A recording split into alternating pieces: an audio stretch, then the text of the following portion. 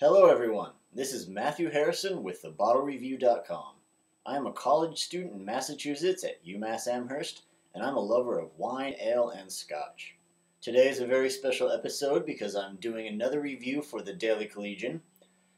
If you're coming from the Daily Collegian, then hello to all of you UMass people. Check out more of my reviews at thebottlereview.com. And if you're already coming from the Bottle Review, or you're coming from Twitter or Facebook or wherever else, definitely check out thedailycollegian.com. That is the newspaper for UMass Amherst. It's New England's largest college daily, and I write wine reviews for them on occasion, and I'm also their photo editor. So definitely check out their website.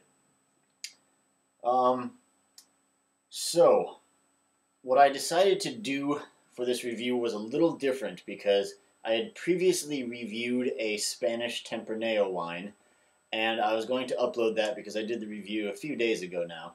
But I decided to hold off on that, and I would review another Tempranillo wine, and I would write my review on both of them for the Collegian.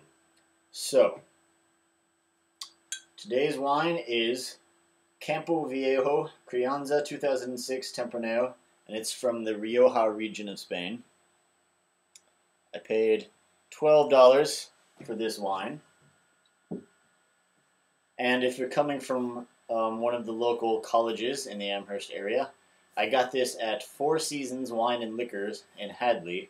I have to recommend them because they have a really good selection. Like, they look pretty small on the outside, but they actually have floor-to-ceiling wines in one half, and then like floor-to-ceiling liquors and spirits in the other half.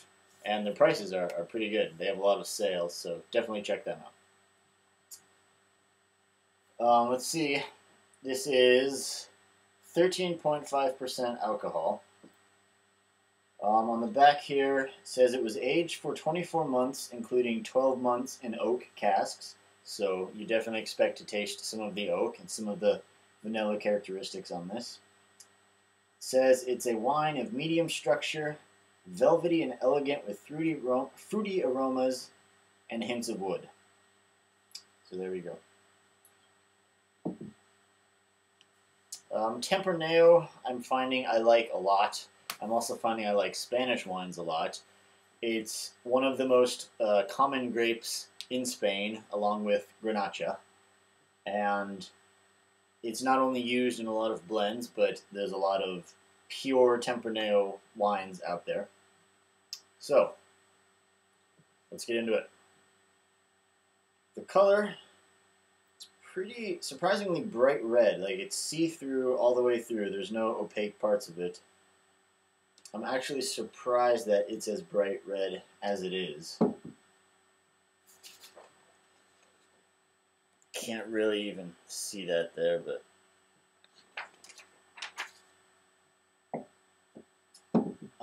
it looks to be a little, I mean, it's less thick-bodied than the last Tempranillo I had, but it's not watery either. It's pretty medium. If you're coming from the Daily Collegian and you've never seen any of my wine reviews before, I actually published an article a couple of weeks ago on some basics of how to taste wine. Unfortunately, that's no longer on dailycollegian.com because we had some server issues with that, but if you go to thebottlereview.com and look for my Cellar No. 8 Pinot Noir review, then you can see the basics of wine tasting. Alright, so let's see how it smells.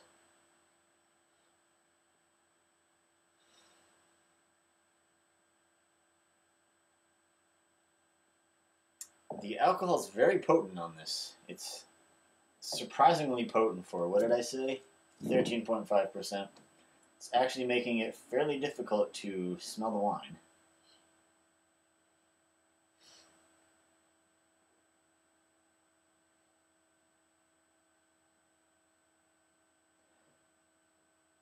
It has this strange sweet aroma, fruity aroma, but it also has this more of a sour aroma, so that's interesting.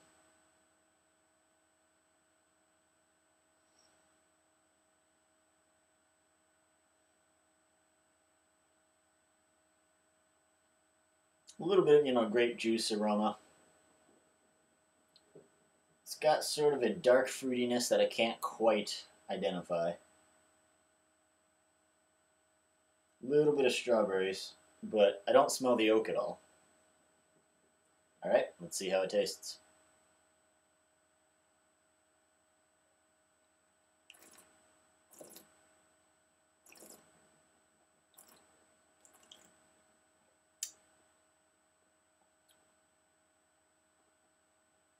Again, the alcohol is strong on the taste too.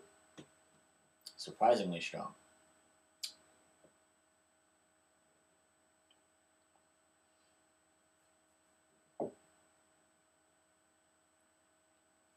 It reminds me a little bit of really sweet cherry tomatoes. Just a little bit though.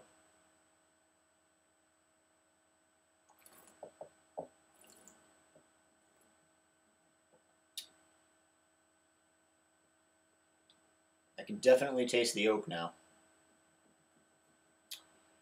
It's got a little bit of a smoky characteristic, a little bit of a nutty characteristic, a little bit of vanilla coming from the oak.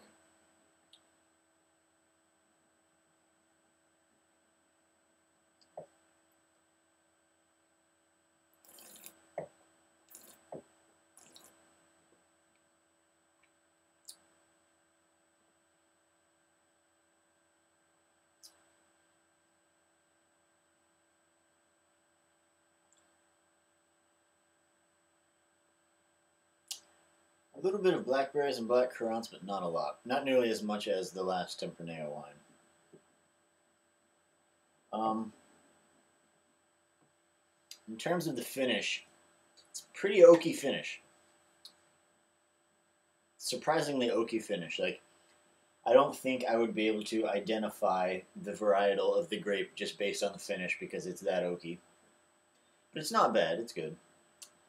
The thing I don't like about it is that alcohol bite. It's really surprisingly strong, both on the nose and in the taste, and it really masks the flavors of the wine, and it really makes it unpleasant when I first drink it.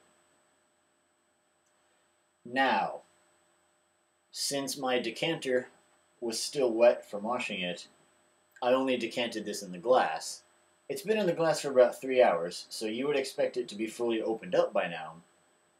But maybe putting it in the decanter for a longer time would lessen the alcohol bite. I'm not sure. I'll have to try that. Let me give it one more taste before I rate it.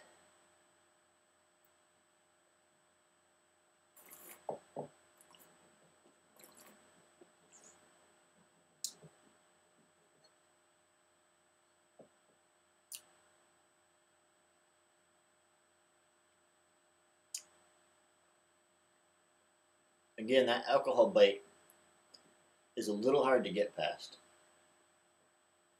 However, I'm getting this very interesting characteristic that's almost cheese-like.